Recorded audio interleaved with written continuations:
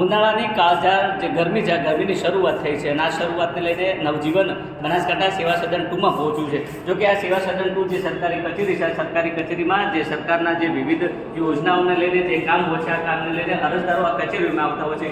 પરંતુ આ ધસમસતા ઉનાળામાં જે પાણીની વ્યવસ્થા જે અરજદારો માટે કરવાની હોય છે તે આ અધિકારીઓ દ્વારા કરવામાં આવતી નથી. તમને સીધા દ્રશ્યો સેવા સદન 2ના જે વોટર કુલર રૂમ છે તેના બતાવવા જઈ રહ્યા છે. આ વોટર કુલર રૂમ છે તે માત્ર ને માત્ર શોભાના ગાંઠિયા સમાન છે, કારણ કે આ જે કચેરી છે, આ કચેરીમાં જે અરજદારો પોતાની જે અરજીઓને લઈને કામને લઈને પહોંચે છે, પરંતુ ક્યાંક ને ક્યાંક આ કાળઝાળ ગરમી વચ્ચે તેમના જે પાણીના પીવાની જે પ્રાથમિક સુવિધા છે આ સુવિધા કરવામાં સેવા સદન 2ના જે અધિકારીઓ નિષ્ફળ નીવડ્યા છે. કહી શકાય કે એક બાજુ ધસમસતી ગરમી છે અને બીજી બાજુ જે અધિકારીઓના ચેમ્બરમાં પાણીની વ્યવસ્થા છે, મિનરલ વોટરની વ્યવસ્થા છે, પરંતુ ક્યાંક ને ક્યાંક જે અરજદારો છે એ તે પોતાના કામને લઈને આ કચેરીમાં પહોંચે છે ત્યારે તેમને પાણી માટે ક્યાંક ને ક્યાંક હોટલ ગોતવી પડે છે, ક્યાંક ને ક્યાંક દુકાન ગોતવી પડે છે. એટલે કે પોતાના ખિસ્સાના રૂપિયા કાઢી પાણી પીવા આ જે અરજદારો મજબૂર બન્યા છે. આ તમને સીધા દ્રશ્યો આ જે પાણીની જે વોટર કુલર જે પાણીની જે ચકલીઓ છે તેને બતાવવા જઈ રહ્યા છે. માત્ર ને માત્ર આ શોભાના ગાંઠિયા સમાન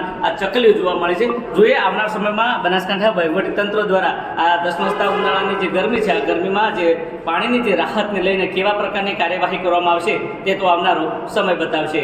દિનેશ ઠાકોર, નવજીવન ન્યૂઝ, બનાસકાંઠા.